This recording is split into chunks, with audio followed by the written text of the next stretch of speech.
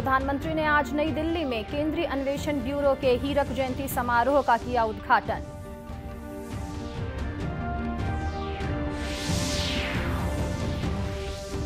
सूचना और प्रसारण मंत्री ने कहा, देश पिछड़े लोगों का अपमान नहीं करेगा बर्दाश्त।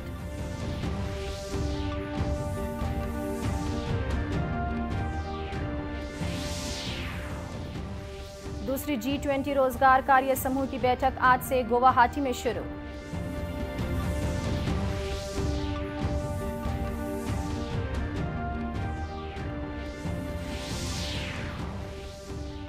और प्रदेश में पीडीएस घोटाले की सीबीआई जांच की मांग को लेकर डॉक्टर रमन सिंह ने केंद्रीय मंत्री को लिखा पत्र।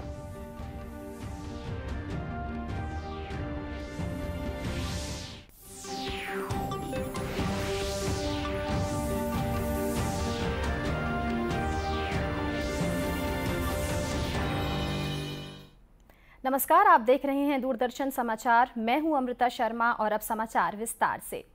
प्रधानमंत्री नरेंद्र मोदी ने कहा है कि देश में भ्रष्टाचार के खिलाफ लड़ाई के लिए राजनीतिक इच्छा शक्ति की कोई कमी नहीं है।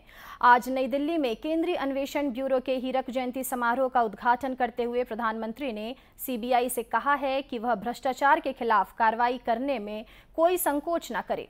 श्री मोदी ने कहा कि पिछले 6 दशकों में सीबीआई ने बहुआयामी और बहुविषयी अन्वेषण एजेंसी के रूप में प्रतिष्ठा प्राप्त की है। उन्होंने कहा कि सीबीआई ने अपनी कार्यप्रणाली, क्षमता और क्षमताओं के जरिए लोगों का विश्वास अर्जित किया है। इंसाफ के एक ब्रांड के रूप में सीबीआई हर जुबान पर है। सामान्य जन का ऐसा भरोसा जीतना कोई साधारण उपलब्धि नहीं है।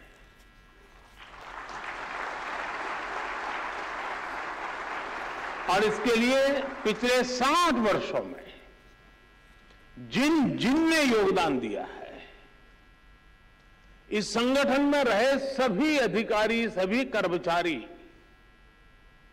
बहुत बहुत बधाई के पात्र हैं।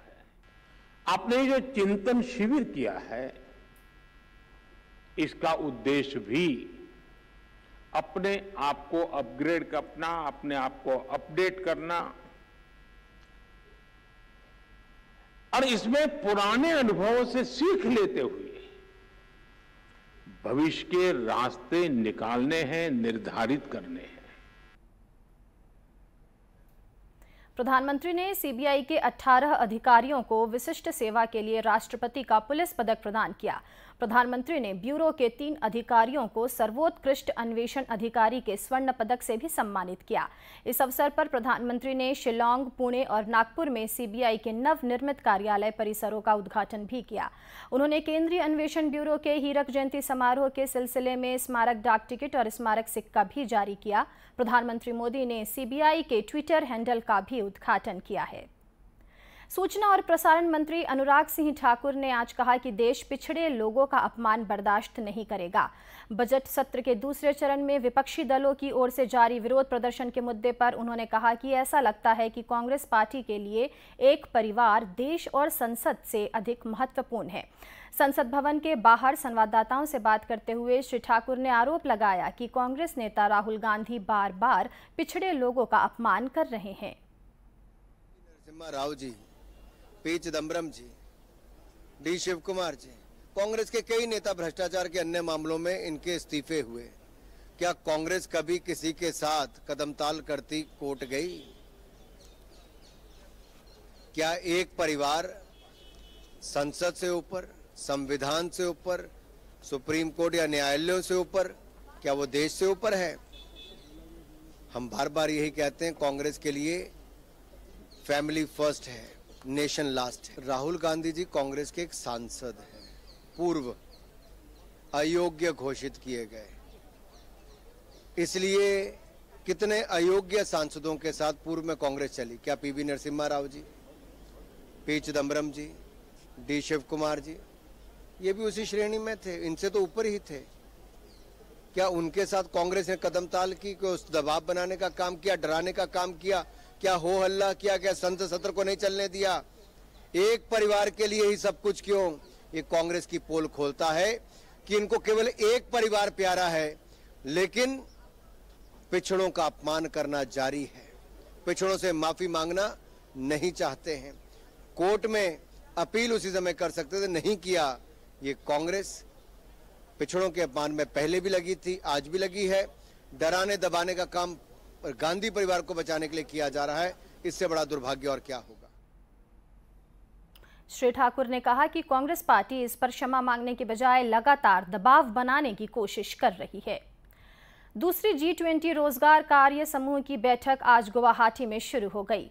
रोजगार कार्य समूह की बैठक में वैश्विक कौशल अंतराल को दूर करना, गिग और प्लेटफॉर्म अर्थव्यवस्था तथा सामाजिक सुरक्षा और सामूहिक संरक्षण के लिए सतत वित्तपोषण के 3 प्रमुख क्षेत्रों पर केंद्रित सत्र आयोजित किए जा रहे हैं।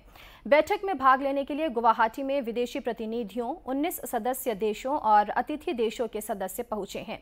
बैठक के पहले दिन आज शैक्षिक कार्य समूह, डिजिटल अर्थव्यवस्था कार्यकारी समूह, फाइनेंस ट्रैक, G20 उद्यमिता अनुसंधान केंद्र और L20 तथा B20 समूहों जैसे विभिन्न प्राथमिकता वाले क्षेत्रों पर केंद्रित सत्र आयोजित किए जा रहे हैं।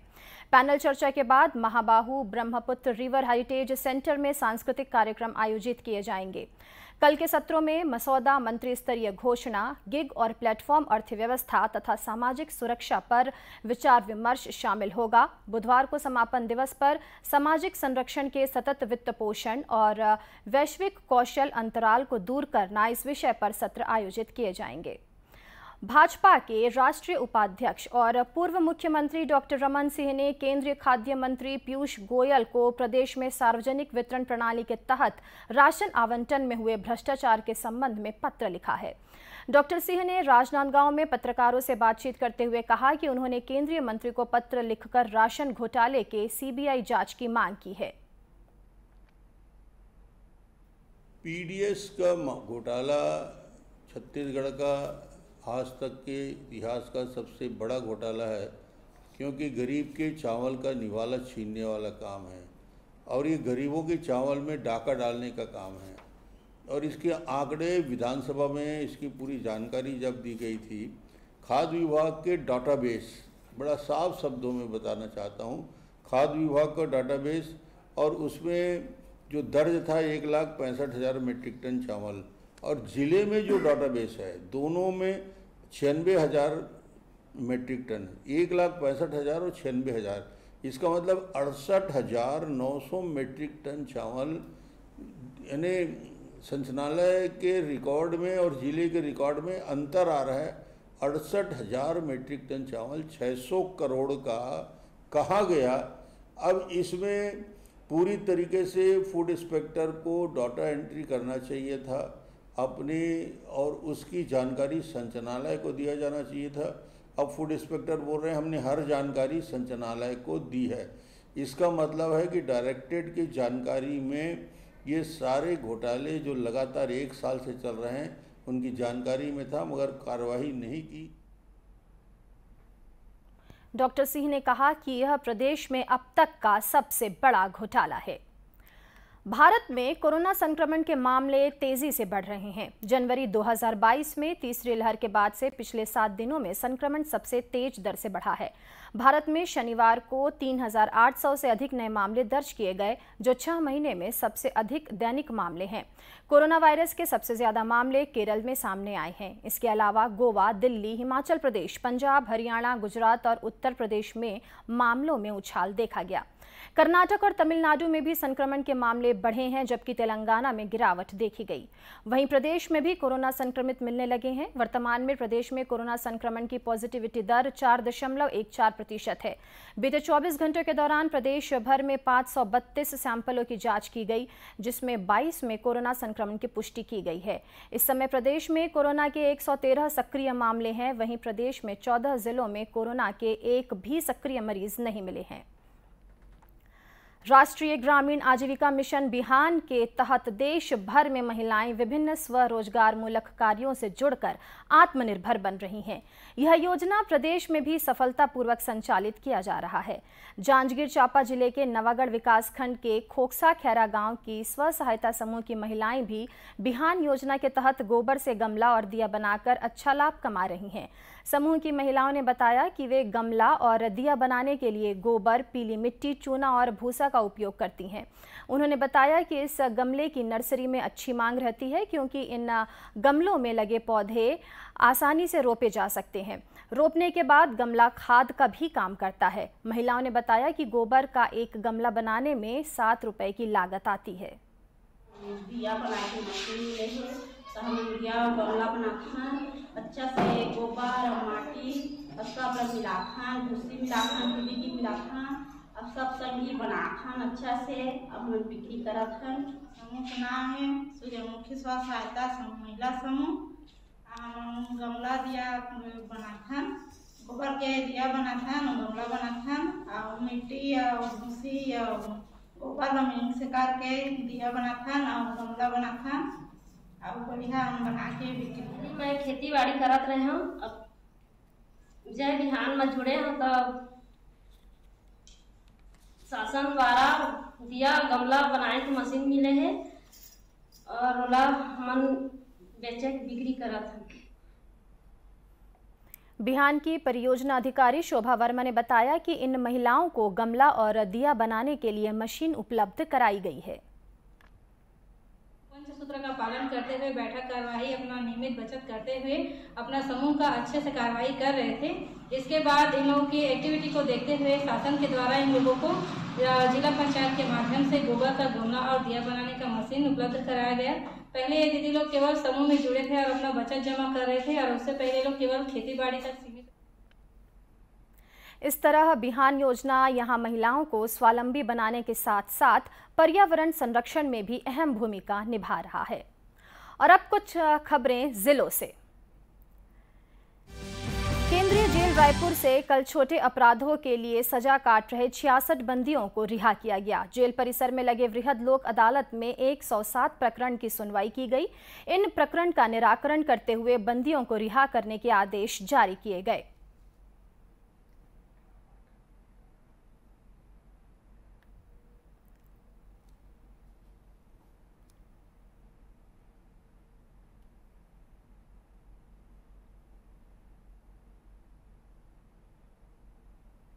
राज्यव्यापी सामाजिक आर्थिक सर्वेक्षण 1 अप्रैल से शुरू हो गया है। कोंडागांव में भी यह सर्वेक्षण चल रहा है। कलेक्टर दीपक सोनी सहित अन्य अधिकारी इस सर्वेक्षण कार्य की निगरानी कर रहे हैं। इसके लिए फरसगांव और केशकाल में नियंत्रण कक्ष बनाया गया है। एम्स रायपुर में प्रदेश के 22 जिलों के 30 से अधिक चिकित्सा अधिकारियों को हीमोडायलिसिस का प्रशिक्षण दिया गया। विशेषज्ञों ने प्रशिक्षण के दौरान डायलिसिस मशीन की देखभाल और मरीजों के इलाज के समय बरती जाने वाली सावधानी के बारे में जानकारी दी। यह प्रशिक्षण राष्ट्रीय स्वास्थ्य मिशन और राज्य शासन द्वारा आयोजित किया गया था। और अंत में मुख्य समाचार एक बार फिर। प्रधानमंत्री ने आज नई दिल्ली में केंद्रीय अन्वेषण ब्यूरो के हीरक जयंती समारोह का किया उद्घाटन।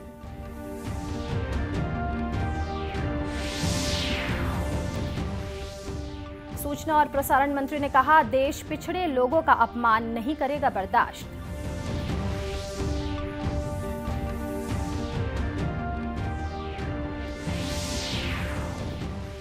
दूसरी G20 रोजगार कार्य समूह की बैठक आज से गुवाहाटी में शुरू।